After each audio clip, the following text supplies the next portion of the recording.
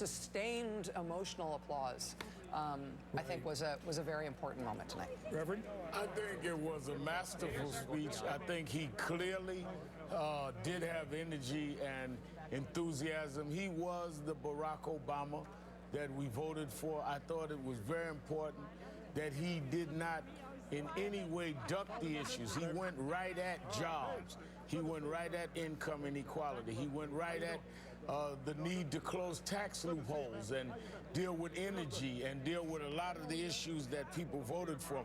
Immigration. He talked about skills, that we need training. He talked about helping young men of color. He talked about voting, with the Supreme Court sitting there saying they'd weaken the Voting Rights Act. And on foreign policy, he talked about closing Guantanamo Bay, and I thought that that was important. A lot of us have been very upset that that's still open, and that was a commitment made in 08. He went right at that, and he also clearly said he would veto a bill that Democrats and Republicans are talking about in terms of a sanctions bill in terms of Iran. I thought it was great. I think he not only in many ways energized his base, I think he really talked to Americans about income inequality. And I was struck by how the Democrats were cheering some of the key lines that I thought Republicans missed cheering on. How do you not clap when he talks about pre-existing conditions was zero, the number zero? They didn't clap for minimum wage either. And they didn't clap for minimum wage. And he said clearly that they were responsible for the unemployment benefits. We're a month in now. This is January 28th that expired December 28th. He went right at it. He didn't duck any issue. He went right there. I think he was the Barack Obama we saw in 08 running. Steve Schmidt, I think he managed, maybe I'm just hearing things, but I thought he managed to give a rousing speech for his people, the 40-some% who are still very much with him. And he didn't rile up the opponents. I thought it was a very nationalistic speech. I agree with you completely. I think the tone of the speech was very conciliatory. He had his hand out. He didn't have a fist out. I think a lot of predictions of his speech was going to be a partisan speech, a fighting speech, and it wasn't. And I agree with you completely. He proffered a center-left agenda, but with center-right rhetoric, talking about opportunity, not talking about entitlement, for example. And it was really two speeches. It was a domestic policy speech that I think is aimed at the constituency that he's going to need to activate to keep the Senate from turning over to the Republicans, but it was also a national security speech. And obviously the big news, the veto threat, but also I think previewing an important discussion that will take place after a dozen-plus years of war, which is, what is the posture of the United States with regard to the deployment of American forces, and the discussion that will flow out of that, as it did after Vietnam with the advent of the Powell Doctrine. And then, of course, the denouement of the speech, powerful as any State of the Union that I've ever seen, with Sergeant Remberg being applauded, having been wounded on his 10th deployment.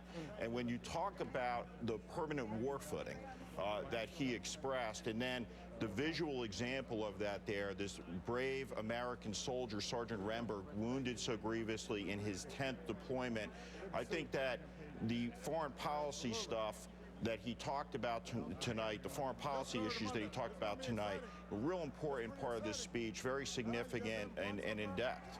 Chris, I thought that the crescendo with Sergeant First Class Corey Remberg, the Army Ranger who was wounded on his, and this cannot be stressed enough, 10th deployment, a 30-year-old man who joined at 18, who has spent almost half of his life at war, in constant war, was incredibly moving and almost kind of overwhelming. And I have to contrast the applause rightfully given by that body to him in that moment to the very tepid smattering of applause for the single sentence, "We must take America off permanent war footing," which was not a crescendoing applause line. Or even, but in fact, that's right.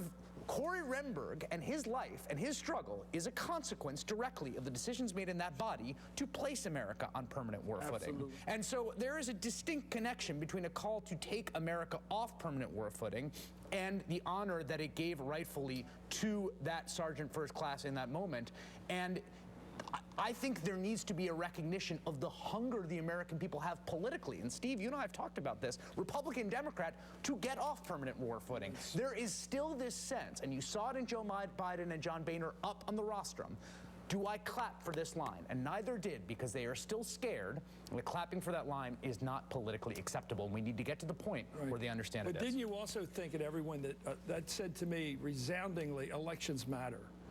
This president took that position going in back in 2008, and he's there enshrining it again tonight. I also thought it was wonderful that he had established a personal relationship with that soldier.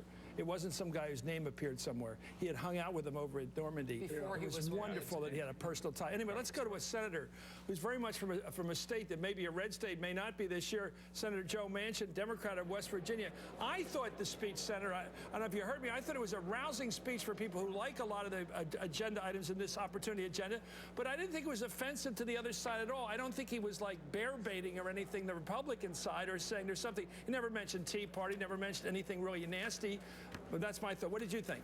I really did. I thought it was a good speech, Chris. I thought it kind of brought us together, basically, is what I was hoping. As Americans, we're going to move forward and give people upward mobility some hope that we can do it through the tax code. I was encouraged by that. Giving us a tax code that basically rewards incentives for jobs. Those are all very good things. I'm just hoping we can all come together now around that speech and make some things happen. Minimum wage, issues like that, West Virginia, how do they resound? Well, minimum wage needs to be done. You know, everybody's going to be debating. We're worried about, are we going to lose some minimum entry jobs or young people coming into the workforce? But we have to raise the minimum wage. I think people support that in a reasonable, responsible way, watching also for our young workforce coming in, that we don't hinder them either. But so we're going to be watching that very close, but it needs to be done. Senator Manchin, it's Rachel Maddow here, your old friend. Hi, Rachel. How are you? I'm good. It's nice to see you again. I wanted to ask you about what we were just talking about the president's remarks on Afghanistan, saying that we will be ending America's longest war, talking about taking America off a permanent war footing. You have been so outspoken about the need to get, you've said that we should get out of Afghanistan sooner rather than later. What did you think about the president's remarks on that subject? Well, it's still moving in the right direction, but not fast enough for me from the standpoint. I'm going to be giving a speech on the floor Thursday. We're going to have a colloquy going on about how do we get out of Afghanistan a little bit quicker. I don't believe there's anything good about that. Karzai doesn't show any good intentions, doesn't want us there, snubs us every chance he gets. He throws things out there that makes no sense at all why we should be there, and it's time to leave. I'm hoping we can accelerate that, Rachel. What did you make of the president's veto threat if anyone tries to basically add new sanctions during this 6-month period of attempting to get a deal with Iran? Well, let me say, one person who signed that, I will not. I did not sign it with the intention that it would ever be voted upon or used upon while we were negotiating. And I think that's the position. I signed it because I wanted to make sure the president had a hammer if he needed it, and showed him how determined we were to do it and use it if we had to. But with that being said, we've got to give peace a chance here, and we've got to support this process. Will Harry Reid keep it off the floor? Pardon me? Will Harry Reid, your leader, keep it off the floor until we have an opportunity to see if this deal-making works? I hope Harry does. I understand there are people pushing if X amount of people sign on to the bill, 67 or more. They want to bring it up. That's not the right thing to do. I hope we can have an adult conversation on this. All of us come together to give peace a chance to survive. Thanks for coming on this show first tonight. Thank you so much. We have Joe Manchin from West Virginia. Of course, you have Republican Congresswoman Kathy McMorris Rogers is coming up in just a few minutes. She will give the Republican response. She's chair of the Republican conference in the House.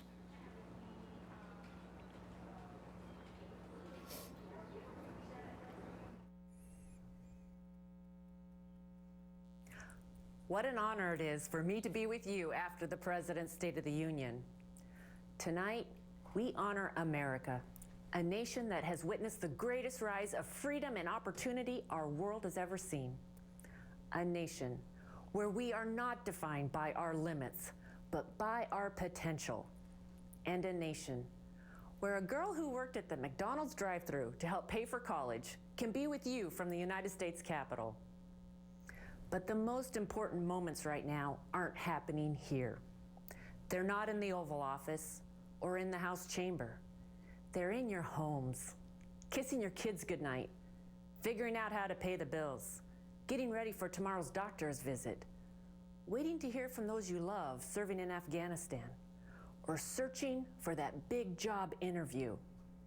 After all, we the people have been the foundation of America since her earliest days. People from all walks of life and from all corners of the world. People who come to America because here, no challenge is too great and no dream too big. That's the genius of America. Tonight, the president made more promises that sound good, but won't actually solve the problems facing Americans. We want you to have a better life. The president wants that too. But we part ways when it comes to how to make that happen. So tonight, I'd like to share a more hopeful Republican vision, one that empowers you, not the government. It's one that champions free markets and trusts people to make their own decisions, not a government that decides for you. It helps working families rise above the limits of poverty and protects our most vulnerable. And it's one where Washington plays by the same rules that you do. It's a vision that is fair and offers the promise of a better future for every American. If you would have told me as a little girl that I would one day put my hand on the Bible and be sworn in as the 200th woman to serve in the House of Representatives, I wouldn't have thought it possible. I grew up working on my family's orchard and fruit stand in Kettle Falls, a small town in eastern Washington, getting up before dawn with my brother to pick apples. My dad drove a school bus, and my mom worked as a part-time bookkeeper.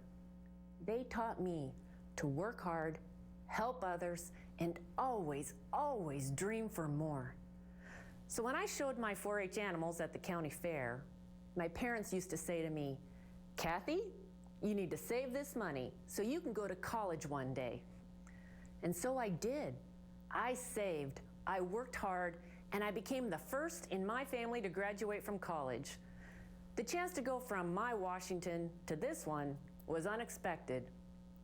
I came to Congress to help empower people, not politicians, to grow the working middle class, not the government, and to ensure that everyone in this country can find a job.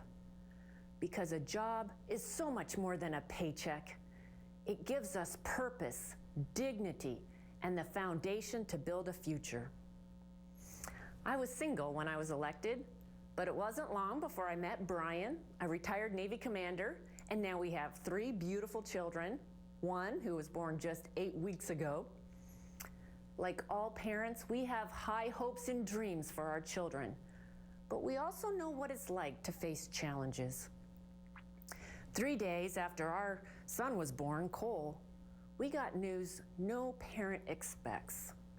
Cole was diagnosed with Down syndrome. The doctors told us he could have endless complications, heart defects, even early Alzheimer's. They told us all the problems.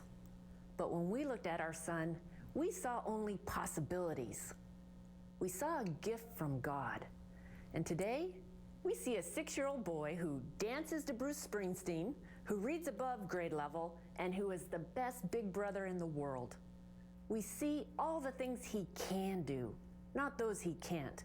And Cole and his sisters, Grace and Bren, have only made me more determined to see the potential in every human life. That whether we're born with an extra 21st chromosome or without a dollar to our name, we are not defined by our limits, but by our potential. Because our mission, not only as Republicans, but as Americans, is to once again ensure that we are not bound by where we come from, but empowered by what we can become. That is the gap Republicans are working to close. It's the gap we all face between where you are and where you want to be. The president talks a lot about income inequality, but the real gap we face today is one of opportunity inequality. And with this administration's policies, that gap has become far too wide. We see this gap growing every single day. We see it in our neighbors who are struggling to find jobs, a husband who's now working just part-time, a child who drops out of college because she can't afford tuition, or parents who are outliving their life savings. Last month, more Americans stopped looking for a job than found one. Too many people are falling further and further behind because right now, the president's policies are making people's lives harder. Republicans have plans to close the gap. Plans that will focus on jobs first, without more spending, government bailouts, and red tape. Every day, we're working to expand our economy, one manufacturing job, nursing degree, and small business at a time. We have plans to improve our education and training systems so you have the choice to determine where your kids go to school, so college is affordable and skills training is modernized. And yes, it's time to honor our history of legal immigration. We're working on a step-by-step solution to immigration reform by first securing our borders and making sure America will always attract the best, brightest, and hardest working from around the world. And with too many Americans living paycheck to paycheck, we have solutions to help you take home more of your pay through lower taxes, cheaper energy costs, and affordable health care. Not long ago, I got a letter from Betty in Spokane, who had hoped the president's health care law would save her money, but found out instead her premiums were going up nearly $700 a month. We've all talked to too many people who've received cancellation notices they didn't expect, or who can no longer see the doctors they always have. No, we shouldn't go back to the way things were, but this law is not working. Republicans believe healthcare choices should be yours, not the government's, and that whether you're a boy with Down syndrome or a woman with breast cancer, you can find coverage and a doctor who will treat you. So we hope the president will join us in a year of real action by empowering people, not by making their lives harder with unprecedented spending, higher taxes, and fewer jobs. As Republicans, we advance these plans every day because we believe in a government that trusts people and doesn't limit where you finish because of where you started. That is what we stand for. It's for an America that is every bit as compassionate as it is exceptional. If we're successful, years from now, our children will say that we rebuilt the American dream. We built a working middle class that could take in anyone and a workforce that could take on the world. Whether you're a girl in Kettle Falls or a boy from Brooklyn, our children should be able to say that we closed the gap. Our plan is one that dreams big for everyone and turns its back on no one. The president said many things tonight, but now I ask him to listen to you. For the true State of the Union lies in your heart and in your home. Tomorrow, I'll watch my son Cole get on the school bus. Others will wait in the doctor's office or interview for that first job. Some of us will celebrate new beginnings. Others will face great challenges. But all of us will wake up and do what is uniquely American. We will look forward to the boundless potential that lies ahead. We will give thanks to the brave men and women who have answered America's call to freedom, like Sergeant Jacob Hess from Spokane, who recently gave his life to protect all of ours. So tonight, I simply offer a prayer for Sergeant Hess's family, your family, and for our larger American family, that with the guidance of God, we may prove ourselves worthy of his blessings of life, liberty, and the pursuit of happiness. For when we embrace these gifts, we are each doing our part to form a more perfect union. May God guide you and our president, and may God continue to bless the United States of America. That's the official Republican Party response to the President's State of the Union address tonight, delivered by Kathy McMorris Rogers, who is a congresswoman from Washington State. She's part of the House Republican leadership team. I should tell you that is only one of four Republican responses that are going to be delivered to the president's address tonight. There's also, in addition to that official Republican response, there's an official Tea Party Republican response, which will be delivered by Republican Tea Party Senator Mike Lee. In addition to that, there's what I guess is an official Rand Paul Tea Party Republican response to be delivered by Republican Tea Party Senator Rand Paul.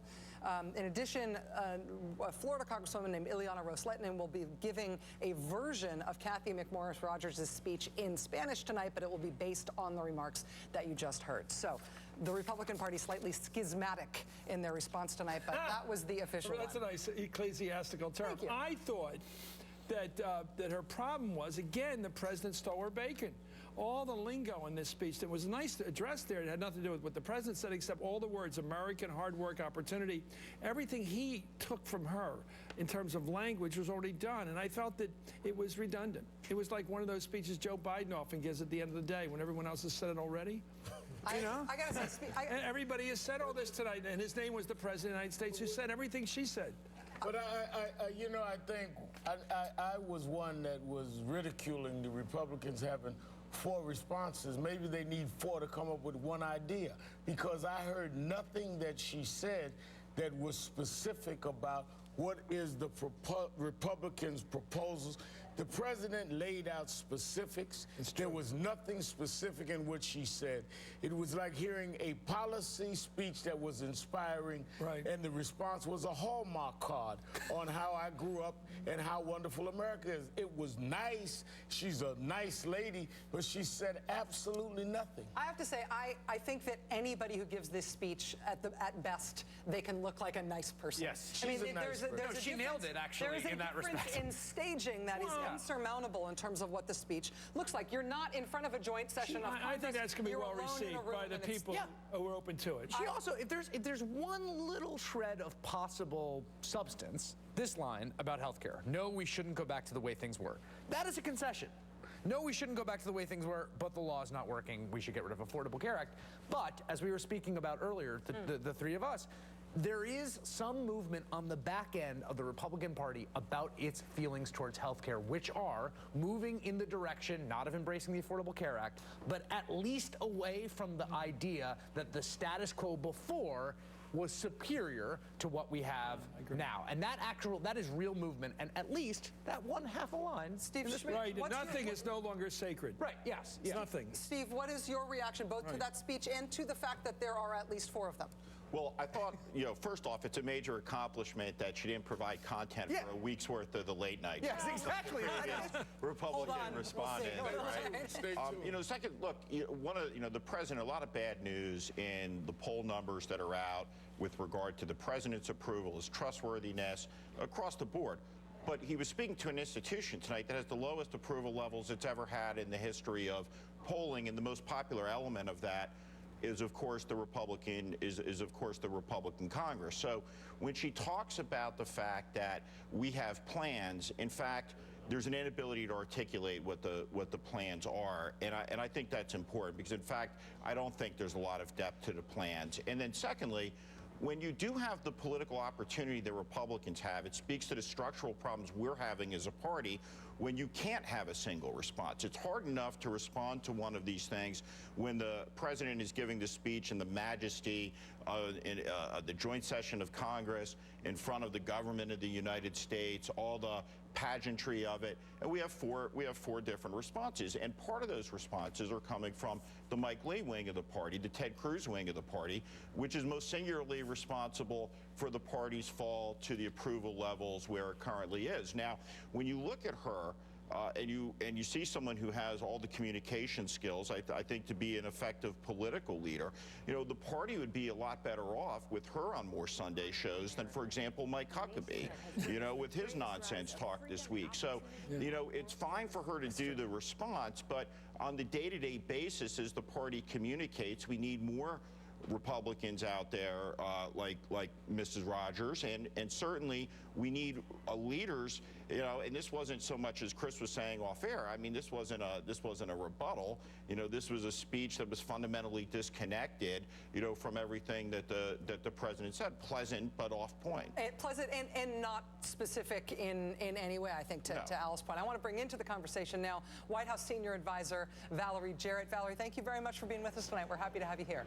Thank you, Rachel. Good evening. Good evening. I need to ask you about something that I was absolutely sure the president was going to make the centerpiece of his speech tonight, and it didn't come up at all. And that is that this has been the least productive Congress in the history of Congress. And the president didn't talk about that in a structure, as if Congress has structural problems. He didn't talk about gridlock in Washington. Was that a deliberate strategic decision on your part?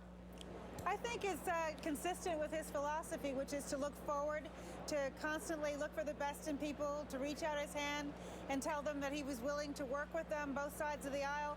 But I think, Rachel, a very important point that he did make is, but he's not going to just do that. He's going to take action on his own. Just as today he announced he's going to raise the minimum wage for new federal contracts. He's going to look for other opportunities for executive actions. He's going to use his convening powers, work with mayors and governors and state legislatures around the country. So in addition to still working with Congress, he's got a robust, very optimistic agenda ahead, because there are so many good things out there that give us reason to be optimistic. And so he's not just going to put all of his eggs in one basket.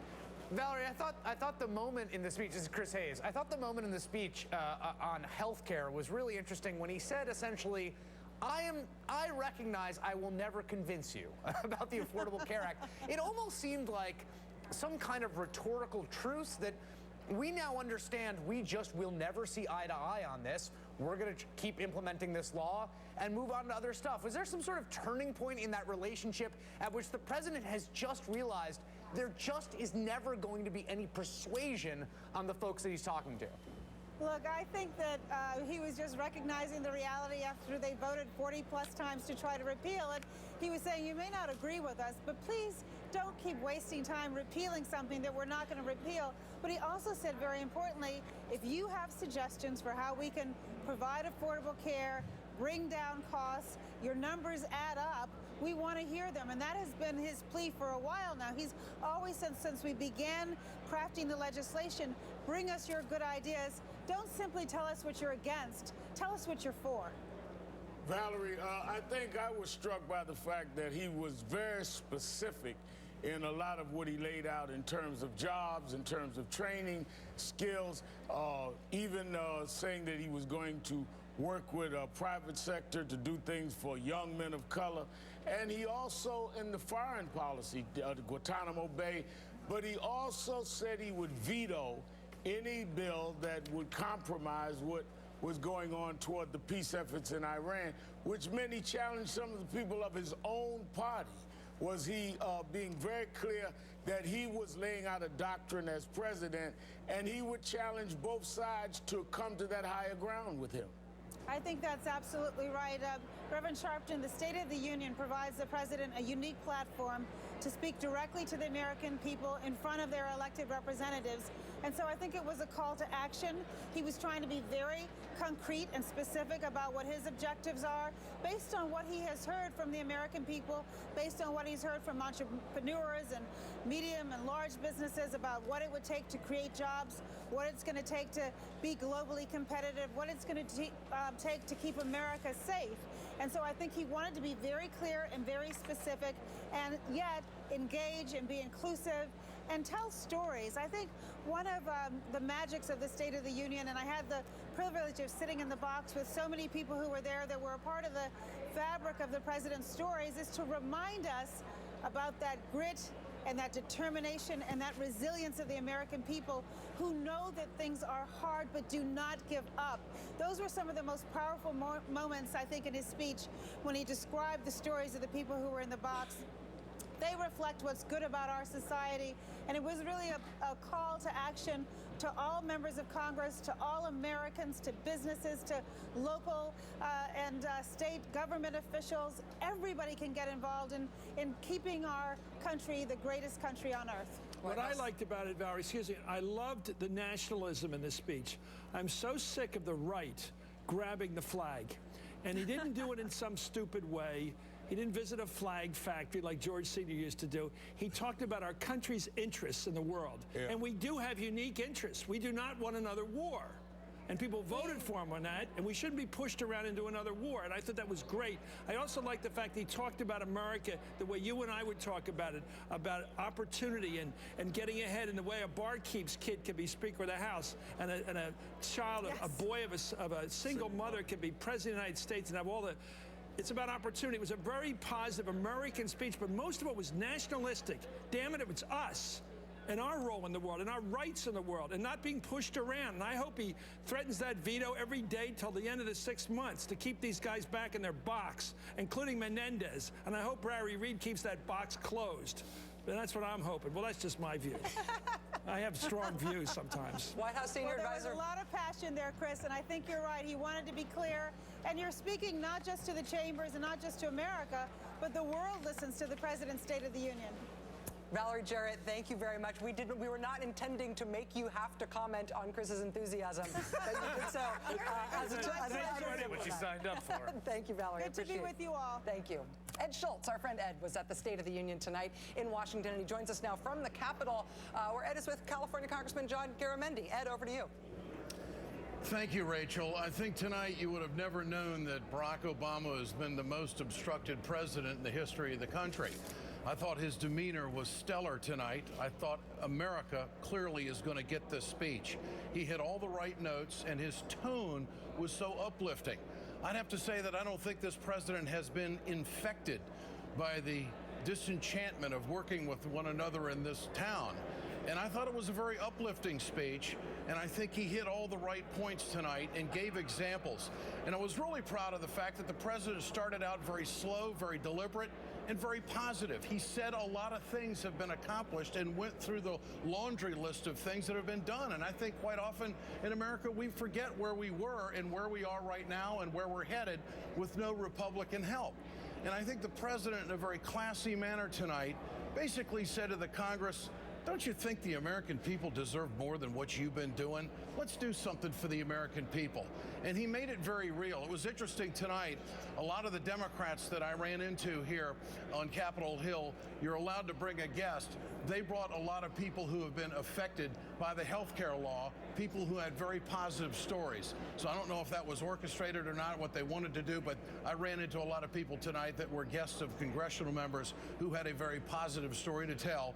And if you'll notice the little lapels that are on the little ribbons on the lapels of suits tonight of the congressional members, that of course is to talk about being in favor of extended unemployment benefits. Joining me tonight is California Congressman John Garamendi, who sits on the Armed Services Committee. Congressman, a very uplifting speech, especially at the end, telling the story of that veteran, Corey Bergstrom, who has done so much for America in that sacrifice. Well, you saw more than a few tears among the members of Congress, but taken as a whole, this was a very, very positive speech. I left that chamber very, very proud to be an American and privileged to be in Congress. We've got work to do. The president laid out a challenge. He must have laid down 20 different things that we have to get done. We haven't been able to do it because of the Republicans blocking us. Yeah. But nonetheless, it was an uplifting, positive speech, and I'm going, right. This is America. Chris hit it very well. It was about this nation and the enormous power and potential we have, and the president called us to exercise that potential. Corey Ramsberg, he used this sergeant as an example. Look what this man has sacrificed for America. Can't you do the job for him? I mean, that's what I took from that. Well, exactly, and the sacrifice in our chamber would be, okay, give up your stated political position, work together, let's get some things done. He laid it out there, the minimum wage, unemployment insurance, education, make it in America, all of these challenges that face us that we haven't done over the last 3 years. He asked us, implored us, and asked the American people to do it. He also asked the American people to step up if we fail to do it. I was impressed with the way the president asked successful businesses to do more for employees. This is not government, it's the private sector. And I thought it was a very strong appeal tonight. Did you sense that? Oh, absolutely. It was there. He gave examples of it. And he said, go back, pay a decent wage. And he gave an example at Costco. Now, the president has been criticized for the use of drones in security. Right. Did he address that enough for you tonight? You're in armed services. He did. He said he has taken steps to limit the use of drones, but he was going to use it to protect Americans. I think that's the right balance. Okay. Congressman, I noticed that the Republicans, they didn't have much enthusiasm on women's issues. They didn't have much enthusiasm on unemployment insurance. In fact, they were very subdued tonight. I've been in that chamber quite a bit. It was a very subdued chamber tonight, and it wasn't until probably 3/4 through the way that the president was really connecting with the crowd. Or did you see it differently? Well, I guess I'm a little more involved in watching these things more closely from the chamber's point of view. But clearly, the Republicans must have had numb hands because they were sitting on them the entire time. Yeah. They just didn't respond, and it was an enormous difference between the enthusiasm of the president, the issues he wanted to go, and the fact that the Republicans simply sat on their hands. I got a sense from a lot of lawmakers tonight that they wanted the president to come out, for a lack of a better term, really whack the Republicans for not being action, okay, for not taking action. And the president came out, took the high road, but it was very tactful how he turned to Speaker Boehner and basically said, in so many words, you came from a middle-class family. Everything we're trying to do would have helped your family. Very profound. We'll see if it takes hold. I pray that it does. Okay. Do you think anything will change? Do you think this has a speech that might move Washington to do something? Ed, I'm always hopeful. I know the sun's going to come up tomorrow. Okay. Let's hope it happens. It has to happen. That's one of the stories here from Capitol Hill. Let's go back to you, Chris. Thank you, Ed Schultz from the Capitol. I want to thank Congressman John Garamendi, former Peace Corps volunteer, Mr. Garamendi from California. Well, there's been a lot of comments tonight about the speech's positive nature. I think he did, just to sum up this hour, Rachel, I think he inspired his people. He inspired half the country that was available to him to inspire. And I don't think he really enraged the other side. I haven't heard any anger yet. We'll hear it later, perhaps tomorrow. I did think he created some competing headlines tonight. I think one is his opportunity agenda on domestic, which is strong, including minimum wage. But I also think that threat to veto any renewed or stronger sanctions against Iran in the midst of the effort to avoid a war with Iran is big time. I think that, Chris? I just thought there was a slight mismatch between the way the speech was previewed about how much was going to be about inequality and the theme and what it was. It was less than I think I had been led to believe by the way that they had previewed the speech. It was brick and mortar. Anyway, thank you. Our coverage will continue with Rachel Maddow in just a moment.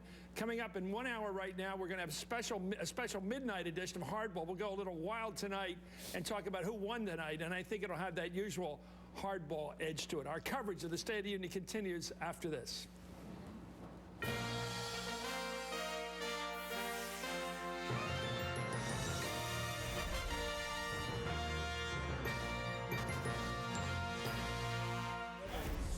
It is now 11 o'clock here on the East Coast, and you are watching MSNBC's continuing coverage of President Obama's 5th State of the Union address. He's given 6 speeches that look like this, but the first one technically didn't count. The president just wrapped up this State of the Union within the last hour. It was an address that ran longer than they had told us it would. It ran a little longer than an hour. It covered a lot of ground in terms of domestic policy as the first 2/3 of the speech, and national security and foreign policy in the final third. In the beginning of the speech, the president called on Congress to act this year on the one big-ticket legislative item that is seen as potentially, maybe, politically doable: immigration reform. If we're serious about economic growth, it is time to heed the call of business leaders, labor leaders, faith leaders, law enforcement, and fix our broken immigration system. So let's get immigration reform done this year. It's time, the president said, in calling on Congress to act on immigration reform. The president also made some news in his speech on the issue of the minimum wage, and he approached it in a sort of multi-pronged attack. He announced he would sign an executive order in coming weeks requiring federal contractors to pay their employees a wage of at least $10.10 an hour. So if you want a federal contract, that's fine, but that's the minimum you can pay your employees. He also, interestingly, called on CEOs around the country to raise their workers' wages privately on their own terms. He also called on mayors and governors and state legislators to look into raising minimum wages around the country without waiting for Congress to act on the federal wage. And then, of course, though, the president did call on Congress to essentially match that, to raise the federal minimum wage to the same level that he has called for workers who work for federal contractors. One of the most forceful sections of the speech tonight was the president's full-throated defense of health reform, the Affordable Care Act. I do not expect to convince my Republican friends on the merits of this law. But I know that the American people are not interested in refighting old battles. So, again, if you have specific plans to cut costs, cover more people, increase choice, tell America what you do differently. Let's see if the numbers add up. But let's not have another 40-something votes to repeal a law that's already helping millions of Americans like Amanda. There was discussion tonight earlier that there were some subdued moments in the hall. That was not one of them. The president tonight also closed the book, or at least tried to close the book, on the debate over climate change. He said point blank tonight, the debate is settled. Climate change is a fact. Sort of unexpectedly, one of the biggest applause lines of the night was on the issue of women's equality and workplace policies affecting women and families in the workplace. And I think that a lot of people, myself included, expected that the president would go to the issue of reproductive rights and women's health care and talking about differences between men and women and how we're treated on policy and how the two parties disagree on those issues sometimes. He did not go there specifically, but he instead got a rousing, sustained ovation, including some fist pumping from some female members of Congress when he said this. You know, today, women make up about half our workforce, but they still make 77 cents for every dollar a man earns. That is wrong. And in 2014, it's an embarrassment. Women deserve equal pay for equal work. It is time to do away with workplace policies that belong in a Mad Men episode. This year, let's all come together, Congress, the White House, businesses from Wall Street to Main Street, to give every woman the opportunity she deserves, because I believe when women succeed, America succeeds. This was a speech tonight that was heavy on domestic policy, again, about the first two-thirds of the address. The president also called on Congress to extend unemployment insurance for the long-term unemployed. A woman who is a part of the long-term unemployed, who's facing that dilemma about her own unemployment insurance, was seated tonight very powerfully right between the First Lady and Dr. Jill Biden, the Vice President's wife. He also called on Congress to strengthen voting rights in this country in powerful terms, saying that our democracy should not depend on the size of your bank account. The president also spoke at length tonight about foreign policy and national security, saying specifically that America must move off of a permanent war footing. He also urged Congress to give diplomacy a chance to work in Iran. Unprecedented inspections help the world verify every day that Iran is not building a bomb. And with our allies and partners, we're engaged in negotiations to see if we can peacefully achieve a goal we all share, preventing Iran from obtaining a nuclear weapon. Let me be clear. If this Congress sends me a new sanctions bill now that threatens to derail these talks, I will veto it. Chris Matthews predicting here in the studio that that will be the above the fold on the right side column headline in the New York Times about this speech tomorrow morning. We shall see. After the president's speech was over, we had the unusual spectacle of quite a lot of different official Republican responses to the president. Republican Congresswoman Kathy McMorris Rodgers of Washington delivered the official Republican Party response, heavy on sort of biographical and gauzy Americana references, very light on policy. Republican Congresswoman Ileana Ros-Lehtinen of Florida was also slated tonight to deliver the official Spanish language Republican Party response, so a Spanish language version of that same speech. Republican Senator Mike Lee of Utah tonight delivered what they called the official Tea Party Republican response to the president.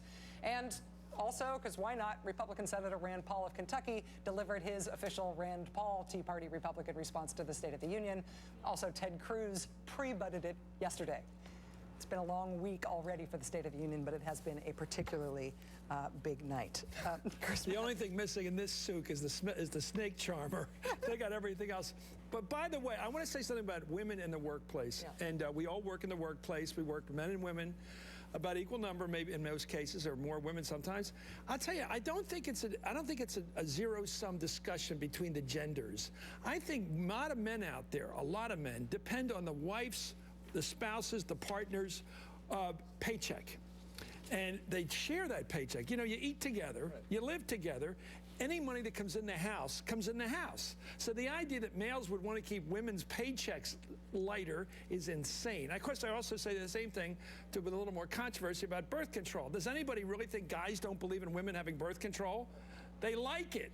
They've always liked it. That's the deal. And the idea that somehow women want birth control but men are against it, well, maybe some old troglodyte is against it. But most modern men want birth control, and they want the woman to make as many dollars as they can possibly make, because every dollar they bring home benefits the family. I don't think it's a male versus female thing anymore. It may have been once. On the day of the State of the Union, which is a very high-profile day for politics, and particularly a high-profile day for the Republican Party when it's doing this weird thing with all these different responses, today was the day that Republicans announced they were signing on to that Supreme Court case that's trying to make it harder to access contraception through your health insurance. Today's the day that the House Republicans decided to vote on another anti-abortion bill. They picked today as the day to advance more rolling back reproductive rights stuff, and it's a weird strategic choice. And I thought it was an interesting choice of the president to not talk about birth control or reproductive autonomy, to talk about just dollars and cents and wages, precisely because that is an issue. And Steve, I'm curious to hear what you think about this. This is one of these things where you poll people and say, well, of course, everyone believes in equal pay. You get a conservative wonk from a conservative think tank to come on your show, and they start going, well, really, dollars and cents, when you look at it, actually, there is no pay gap. That's a liberal fiction. On Meet the Press, you had a very famous interaction with a Republican saying just that. And what I think is so politically powerful about this wedge issue for the Democrats is that Republicans are trapped between what they know is popular and what they have to say, and a certain base of the party that isn't quite buy into it, and an intellectual crew that isn't quite so sure there's a pay gap. And the reason they keep messing up and tripping up is because they are trying to straddle those two worlds. And the president was driving a wedge down. Took it away the middle. Steve, the strategic decision to have a woman give the Republican response is an unusual decision just quantitatively. This is the first time they have let a woman alone respond to the president since Christy Todd Whitman did it back during Bill Clinton times. Before that, or since then, they let Susan Collins do it, but she had to have a guy